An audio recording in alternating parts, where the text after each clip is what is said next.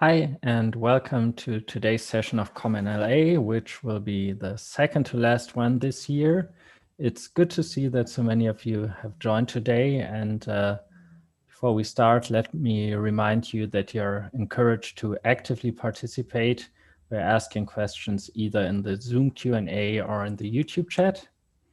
The Zoom Q&A will be monitored by Catherine today. Hi, Catherine.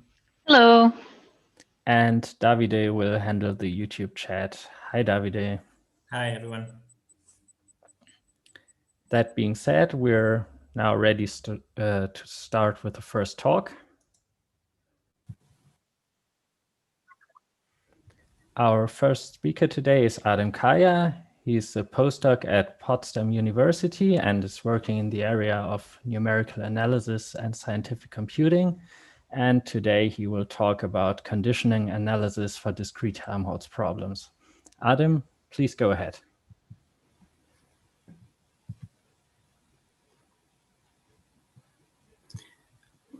Please. Okay, thank you for the introduction. Before I start, I want to thank the organizers for giving me this opportunity. Today, I'm going to talk about conditioning analysis for discrete Helmholtz problems. And I'm going to show something new using calculus techniques so that everybody can easily follow my presentations. So this is the outline of my talk. First, briefly, I will explain why it is difficult to solve the Helmholtz problem, especially for large wave numbers. Then I will introduce a novel method to observe near-zero eigenvalues of an indefinite matrix that satisfies certain conditions. And using this technique, we will analyze different discretization schemes. Then we will see what happens in two space dimension, and finally concluding remarks. Here we see the Helmholtz problem in one space dimension with Dirichlet boundary conditions. Here C is the wave number, and the exact solution of this problem is given here. As we can see from this term, this problem may be very ill conditioned. And in literature, C times H is used as a magnitude to measure success of a method. Here H is the mesh size. And here there are two situations. I can either fix C and change H, or fix H or change C. If C is fixed, that is wave number X fixed, there is no problem in the analysis. But if H is fixed and C is varying, then I have to be careful because the continuous problem may be very ill conditioned. And to make it well conditioned, I choose the wave number as J plus 1/2 times pi, where J is a positive integer including 0. And so that the exact solution becomes either minus sine of Cx or sine of Cx. And the scale of the exact solution is always between -1 and 1 in this case. So in literature, there are two known difficulties for large wave numbers in solving the Helmholtz problem. Standard discretization schemes such as finite difference or finite element methods suffer from pollution effect. This is simply the phase difference between exact solution and numerical solution. And the second problem is that the standard iterative schemes such as multigrid or domain decomposition methods suffer from slow convergence. They may even fail. And we can also add another problem. This is not mentioned in literature, blow up or damped solutions. This blow up is very clear when Dirichlet boundary condition is used. And I want to show one example here. On the left figure, we see the numerical solution and the exact solution. And we can clearly see the difference between scale of the numerical solution and exact solution. So there's a blow up here. And on the right figure, there is no blow up, although C times H is greater on the right. So as I said, Dirichlet boundary condition is not used in applications. However, we encounter such kind of problem for residual free bubbles method. So it's a finite element method. It uses subproblems that assumes homogeneous Dirichlet boundary condition. And recently I applied this method to the Helmholtz equation and obtained very good results. Up to CH equals 3.5, it is robust and pollution free. And in literature, to the best of my knowledge, there is no conditioning analysis, and the main reasons are discretizations of the Helmholtz problem lead to indefinite matrices for large wave numbers, and in this case, it is difficult to observe the near zero eigenvalues. And the second problem, standard definition of yield conditioning based on the condition number of matrices is not true in this case. In this article, the authors say that thus in solving the Helmholtz equation numerically, small condition number does not imply the problem is well conditioned. Okay, so this is the main discretization scheme for our model problem that depends on the parameter alpha. When alpha is 0, this finite difference scheme is equivalent to the standard second order finite difference scheme. When alpha is 0.5, it is a fourth order finite difference scheme proposed in this article. When alpha is 1, it is equivalent to the standard linear Galerkin finite element method in one space dimension. When alpha is 2, it's a finite difference scheme for which the system matrix never becomes diagonally dominant, and this will be important in determining different regions. Okay, so in some way I want to relate the yield conditioning with the condition number. And here we see a scalar oscillator function. It is well known that this function is yield conditioned. And here there is another indicator of yield conditioning for this function, which is f prime of x, that is the derivative of f. That is the derivative of f is also yield conditioned here, and it's an indicator of yield conditioning of f. And using this, we say that if the function of the condition number is oscillatory or yield conditioned in a region, then the corresponding function, or for our case, system matrix, is yield conditioned in that region. Here on this picture, I want to explain my method here. Here I assume that the matrix under consideration is indefinite. However, this technique works for positive definite and negative definite matrices to observe the near zero eigenvalue as long as the conditions hold. Here, lambda k is the eigenvalue curve. I assume that it is continuous in k. I and I plus 1 are two successive integers. Lambda I and lambda I plus 1 are the two near zero eigenvalues. K star is the root of lambda k, and tk is the tangent line passing through k star. And now let us focus on lk, and let us assume that the root of lk is fixed. If the tangent of lk increases, then we can say that lambda I and the lambda I plus 1 move away from 0. So how can we predict the tangent of lk? So we look at the tangent of lambda k, because it's a good approximation to the tangent of lk. By the way, here I assume that lambda k is locally increasing or decreasing.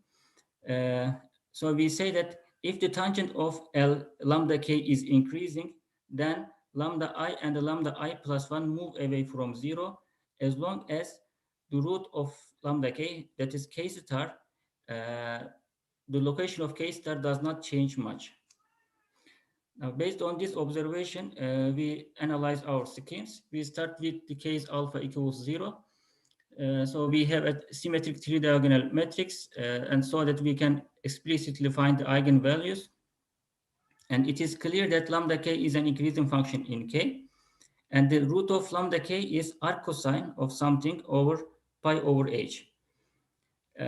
Here lambda of k has no root in this interval between 0 and n minus 1 when ch is greater than or equal to 2, because as is diagonally dominant.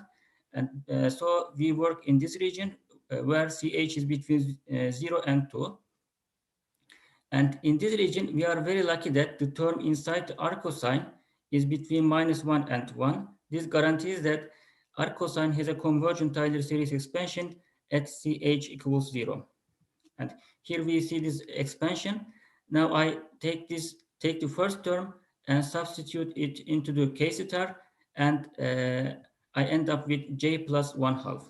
So this says that as long as c times h is a good approximation to arc cosine, k star behaves like j plus 1/2. Here I assume that h is fixed. If c is fixed, then K star behaves like C over pi. So to find this region, I plot the graphs of these two functions. And here I can say that up to CH 0.6, CH is a good approximation to R cosine. So in this region, K star is stable in terms of CH. Here I want to emphasize that this upper bound 0.6 is not sharp. Now the second point, I want to find the regions where the tangent of lambda k at root is increasing or decreasing. And to find this, I take the derivative of lambda k and then substitute k star into it. And I end up with this expression.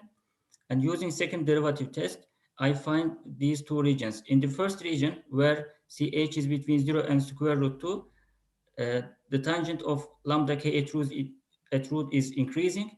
And in this region where CH is between square root 2 and 2, it is decreasing. Now, combining all information, we get three different regions.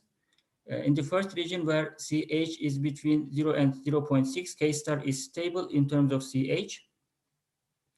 And the tangent at the root is increasing. And hence, we expect the near zero eigenvalues to move away from 0. And so we can expect the condition number to become smaller for larger CH. So in the second region where CH is between 0.6 and 2, K star is not stable. Moreover, in most of this region, the tangent of lambda k is decreasing, and hence we expect abrupt changes for the condition number. When CH is greater than or equal to 2, AS is diagonally dominant, and hence the condition number is close to 1. And here we see the condition number for different values of CH. Here for this test, H is fixed and C is varying. And we can see that up to CH equals 0.6, the condition number is monotonically decreasing. And in the second region, we see abrupt changes here. In the third region, it tends to 1. So in the first region, I say AS, the matrix is relatively well conditioned. Here I prefer to say relatively well conditioned because, as I said here, H is fixed and C is varying. If I decrease H for the same values of wave number C, then the condition number becomes larger in the first region. And because of this, I prefer to say relatively well conditioned. And in this region, numerical solution is a good approximation to the exact solution. In the second region, AS is ill conditioned, and we see pollution effect, and we may see blow up also. And in the third region, AS is well conditioned.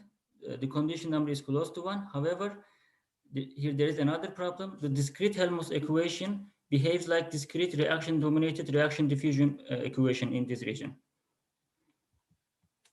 Now let's see what happens when alpha is equal to 0.5. In this case, we have a fourth order finite difference scheme. Again, we have a symmetric three-diagonal matrix, AF. And here, the root of lambda k is R cosine of something over pi over h. In this case, AF is diagonally dominant when CH is greater than or equal to 6.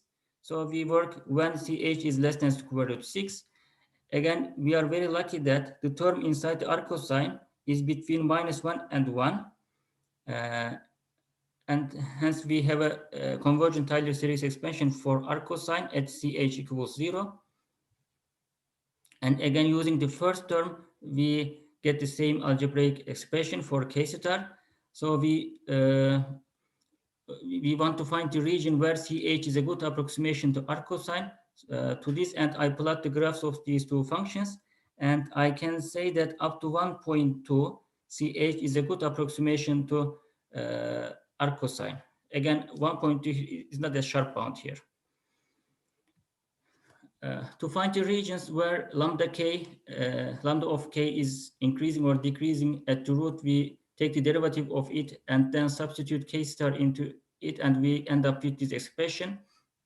Then using second derivative test, we find these two regions. In this region where CH is between 0 and square root 3, the lambda prime of k star is increasing, And in this region, where CH is between square root 3 and square root 6, it is decreasing.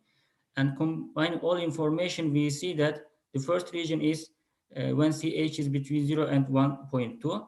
The second region is 1.2 and square root 6. And the third region is when CH is greater than square root 6. And here we see the condition numbers for varying CH.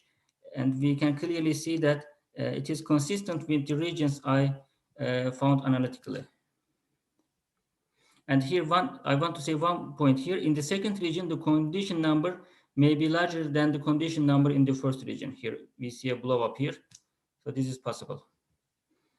So when alpha is 1, the finite difference scheme is equivalent to the finite element discretization, linear finite element discretization in one space dimension.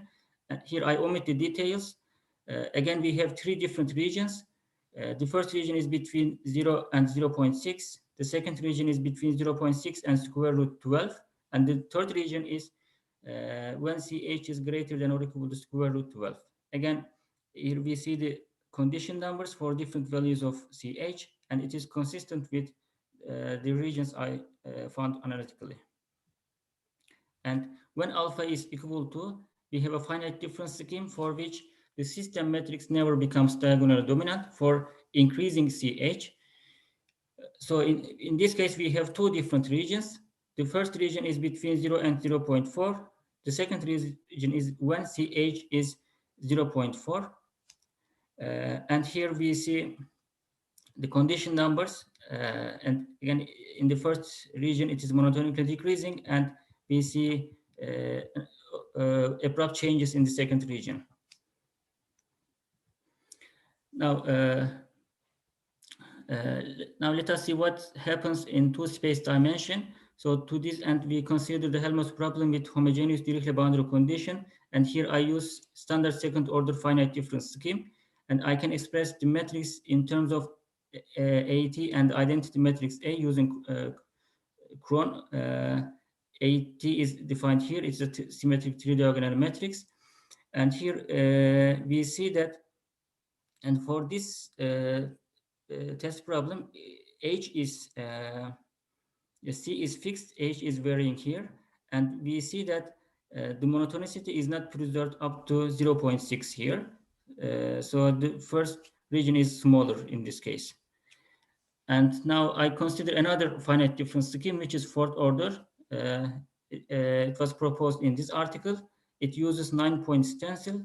And in this case, we see that the first region is between 0 and roughly 1.3. And then we see the second region. And finally, in the third region, the condition number tends to 1. So concluding remarks. So we have 3 different regions. In the first region, the system matrix is relatively well conditioned. Numerical solution is a good approximation to the exact solution. And in the second region, the system matrix is ill conditioned. Maybe we can say very ill conditioned. We may see blow up or damped solutions. And blow up is very clear for the Dirichlet problem. And we see damped solutions when Neumann or radiation boundary condition is used. But if the scale of the exact solution is small, this may not be so easy to notice this. And we also see pollution effect in the second region. In the third region, not every problem has this region. The system matrix is well conditioned. And the condition number is close to 1. And this is definitely an advantage in obtaining solution of the discrete problem. However, the discrete Helmholtz problem imitates a reaction-dominated reaction diffusion problem. Here, in this region, I can set up a reaction-dominated reaction diffusion problem such that its discretization with a standard scheme gives the same discrete problem. And we see a similar transition between convection diffusion and Helmholtz equation. For convection diffusion equation, when convection dominates and when a standard discretization scheme is used, we see an oscillatory solution that looks like solution of an Helmholtz problem. And finally, I want to say that in the third region, since this solution is irrelevant to the exact solution. It imitates a reaction-dominated reaction diffusion problem. There is no need to do analysis for pollution effect in the third region. And thank you for your attention. Thanks a lot, Adam, for this very interesting talk. Catherine, do we have questions for Adam in the Zoom Q&A? I think, oh yes, so Frank has a question, but part of it didn't go through. Maybe he can type it again. I actually have a question, maybe while he's typing it, that's probably a bit silly. I was curious how you managed to get analytic representations for the eigenvalues. Is this very obvious, or does this take a lot of work? So in one space dimension, in all cases, I have a symmetric three-diagonal matrix so that I can express the eigenvalues in terms of CH here. I see. Yeah, and using this, I can find the regions analytically. I see. Okay, so then Frank's question, he says CH should be replaced by CC dot H. So this should be the product of two things, but I think that's clear. C squared H or something? I'm not sure. Just it says CH should be replaced by CC dot H. But we could, perhaps he can ask you more clearly in the gather session. Yeah. Yeah. Okay, then Davide, are there questions in the YouTube chat? No questions on YouTube. Okay, then we can move over to the second speaker. Thanks again, Adam.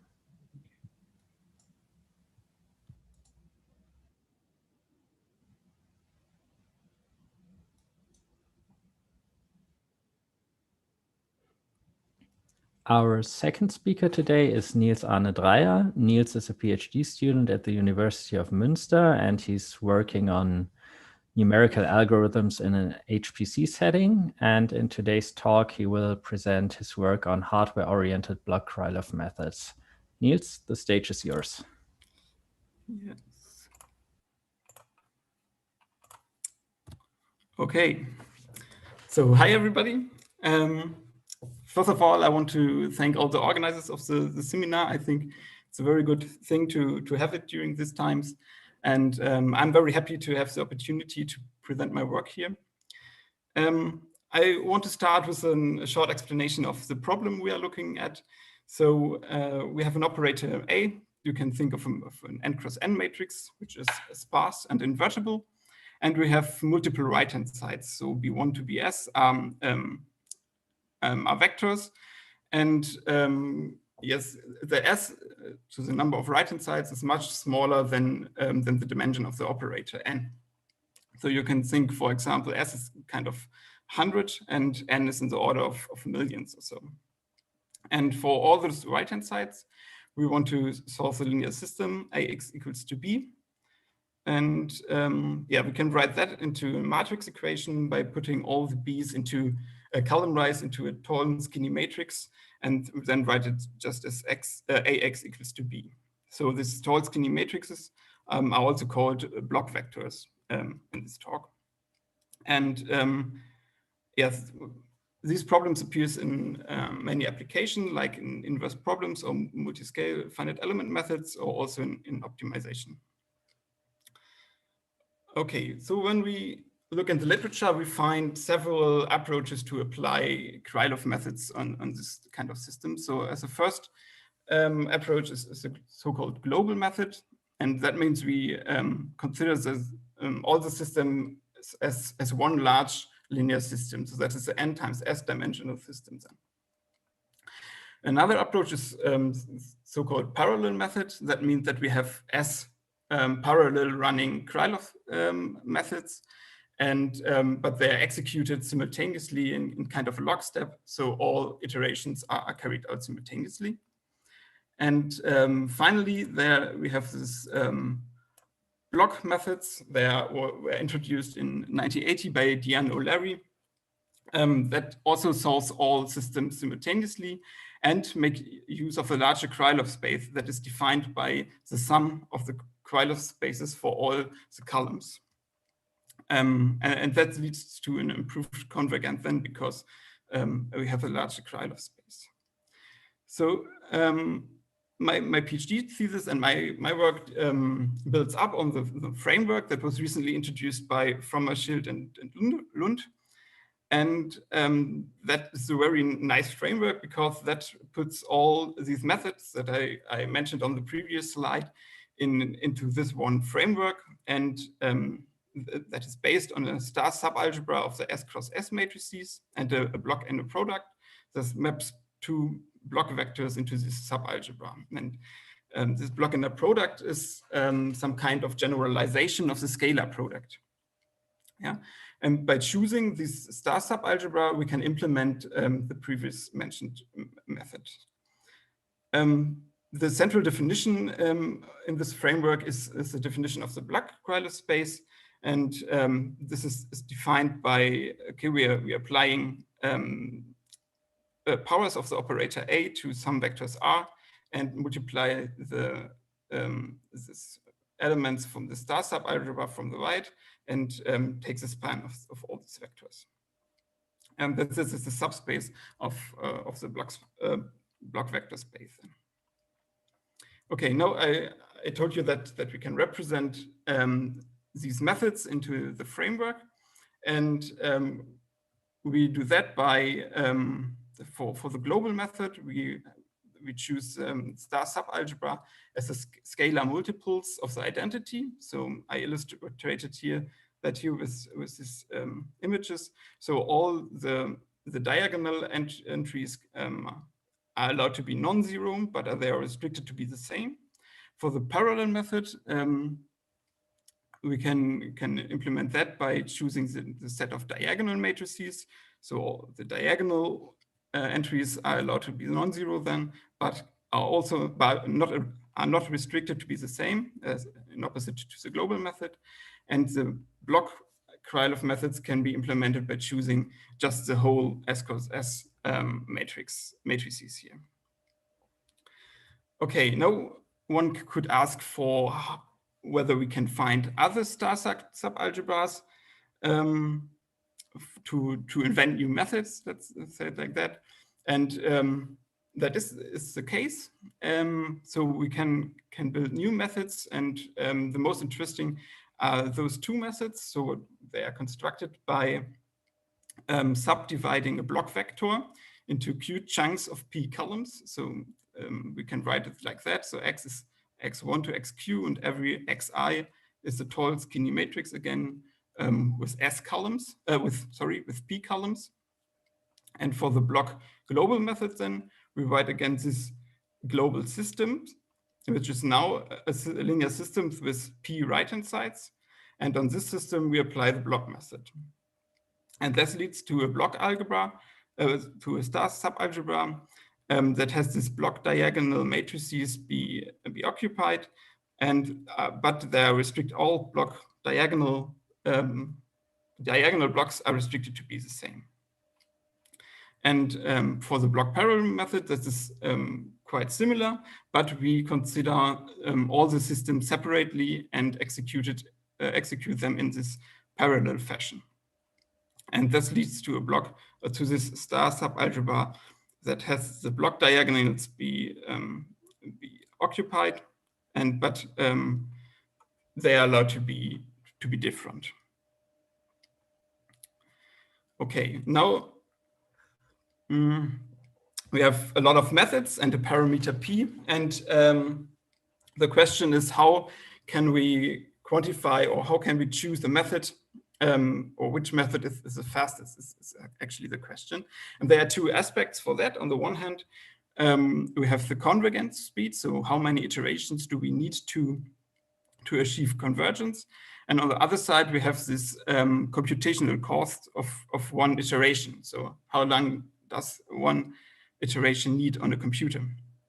And to quantify the convergence, we have a lemma here, so we can embed the star subalgebras into each other. in that lemma, P1 and P2 are numbers, where P1 is the divisor of P2 and P2 is the divisor of S. And then we can divide the parallel subalgebras into each other. So the parallel subalgebra can be embedded into every other block parallel algebra.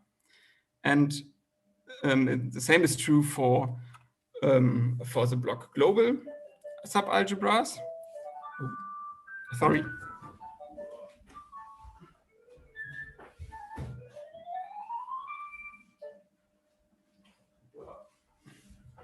Sorry for that.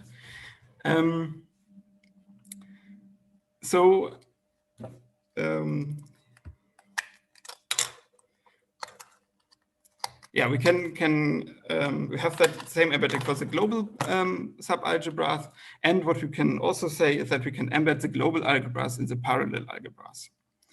And so what does that mean? That means that that we can look at the definition of the Krylov subspace, and if we do so, we see that this properties inherits for the Krylov spaces. So we can embed the corresponding Krylov spaces into each other.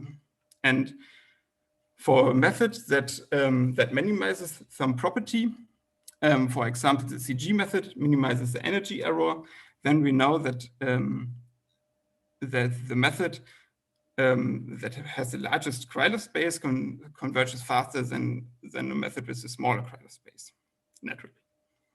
Okay, now for the CG method, we can quantify that a little bit better because we have this theorem for the CG method that states that that the energy error can be estimated by this term here. So we have the convergence rate that depends on the condition number of the operator, and the condition number is the largest eigenvalue divided by the smallest eigenvalue.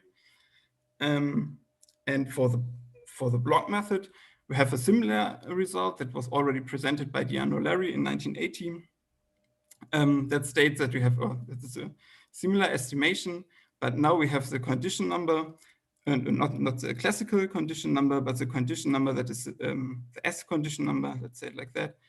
That is the largest eigenvalue divided by the S smallest eigenvalue.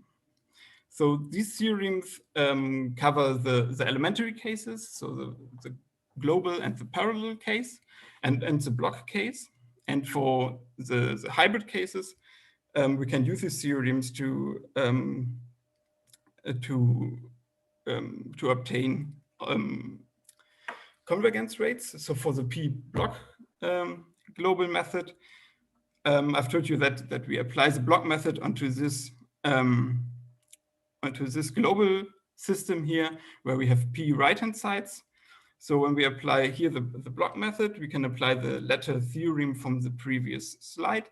And that means that the convergence rate here has the condition number in it, but now with this operator, and this operator has the same eigenvalues as operator A, but with Q times the multiplicity. And that means that the convergence rate that we got here is this kappa P tilde, and P tilde is P divided by Q rounded down. So, and for the block parallel method, we have we consider the systems here and apply the block methods simultaneously, but that doesn't affect the convergence rate whether we apply it simultaneously or not. So we have got the same convergence rate as with the block method, but we only have P right-hand side, so we have kappa P here. And the first thing that we see here is that the convergence rate of the P block parallel method is at least as good as the convergence rate of the P block global method for the same P. Okay, now I also did an experiment, and on that I don't want to go into detail here.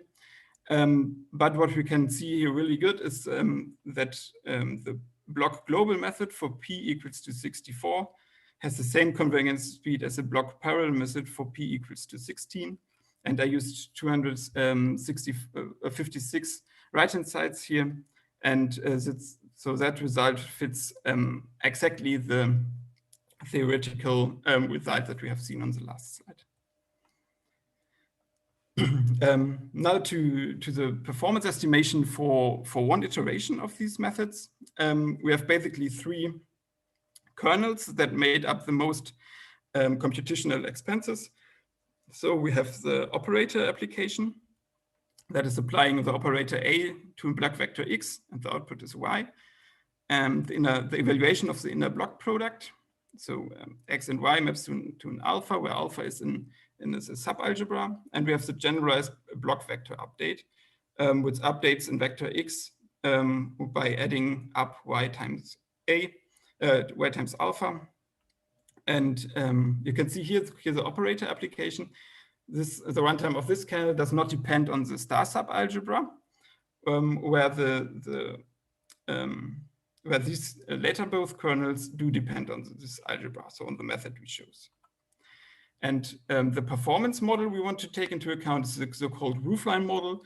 And this states that the runtime of a kernel is the maximum of the time to make the computation and the time to transfer the data from the main memory to the CPU and vice versa. So the time for computation can be computed by the number of floating point operations that must be carried out to compute the kernel divided by the peak flop rate. And the time for the memory transfer can be computed by the amount of data that needs to be transferred divided by the bandwidth. So we have 2 properties of the kernel that are the flop number and the amount of data, and 2 hardware properties, that is the peak flop rate and the memory bandwidth.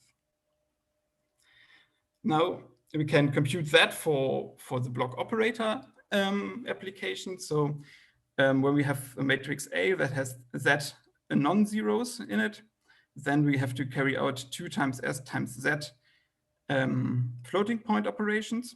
And the data we need to transfer is Z, that is the data of A, plus the data of the 2 block vectors, that is 2S times N.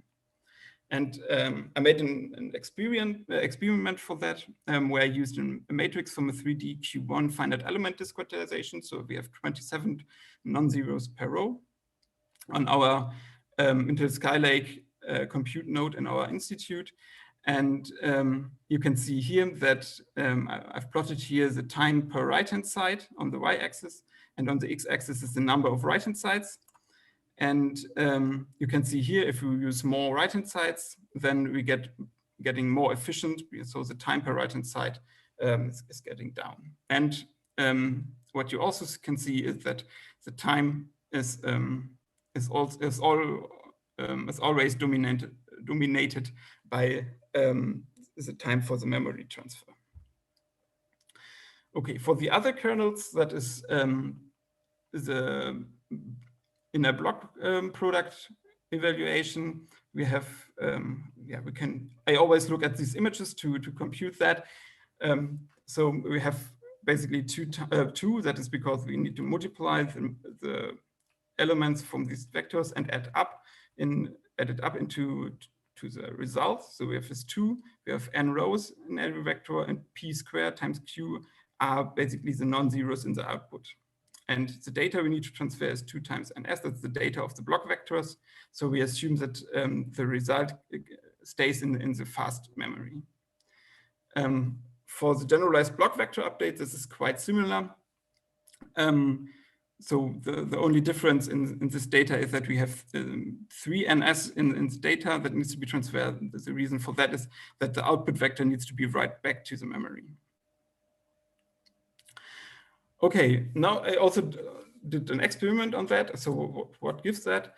I used S equals to 256 right-hand sides. And when we look at the result, on the y-axis, again, is the time per right-hand side, which is basically the time now because S is fixed. And on the x-axis, we have the parameter P. And for the block parallel, for the block global method, we see that for smaller p, the time is more or less constant. And from some points that it increases. And the same is for the generalized block vector update. So we have the same behavior here. Now, what does that mean? So first of all, we see that the block parallel and block global method have the same costs, and we already have seen that the block parallel method converges better. So what we can say is that the block parallel method is always preferable over the block global method. And another thing we could see is that that the time here at the beginning is constant, and we have seen that for larger p, the convergence is better. So there's no reason to use this lower p's. So we can say that we always want to use this p where it starts to increase, because that is the best p, where we get the best convergence, while the cost for the computations is equal to the previous p's. So that's it. I conclude here by writing down the things I've just mentioned. So the block parallel method is preferable over the block global method because we have better conversions while the same costs, and better conversions of the block methods came for free up to this certain p where it starts to increasing the costs. As an outlook, I want to extend this computations for eigensystems. So can we say made similar statements for eigensystems? And I want to provide these methods for a larger community because they are very rarely implemented yet. I'm working on a merge request for the Dune software framework currently. And finally, I'm always looking for new applications. So if you have an application in mind, I would be very happy to come in touch with you.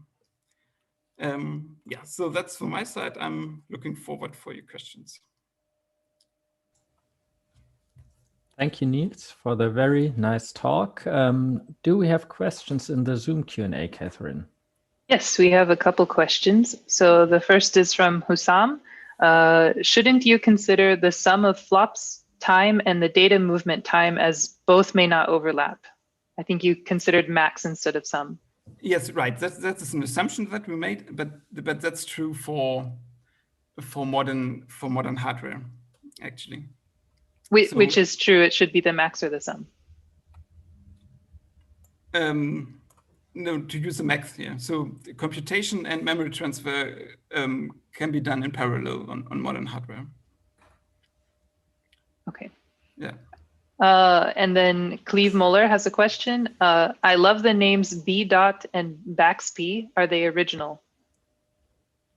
No, that are my creation in my thesis, because I mean that's block operator application, block dot app, so block doc for the scalar product, and block XP. So I introduced that. I haven't found that yet, or any similar names for that in the literature yet. Okay. I think that's it for Zoom. Okay, Davide, do we have something on YouTube? No questions. Okay, then thanks, Niels. And before we end our session here on Zoom, I actually want to thank both speakers again, and I want to thank all of you for attending. And I would like to advertise our next session on next Monday, which will be the last one before Christmas. And as you see, to conclude this year, we have one further talk by Alice Cortinovis from EPFL. She will talk about randomized trace estimates. And after that, we will move straight together for a little Christmas celebration, whatever this will mean then. And in addition, I would like to remind you that we shared a survey with you for finding out how we should continue with Common NLA in 2021. This will still be open until Friday, and it would, of course, be great if many of you could give us your feedback on this. Okay, with that, let me thank all of you again, and let's move over together. So see you there in a few minutes if you like to join, or otherwise next week at the usual time on Zoom and YouTube.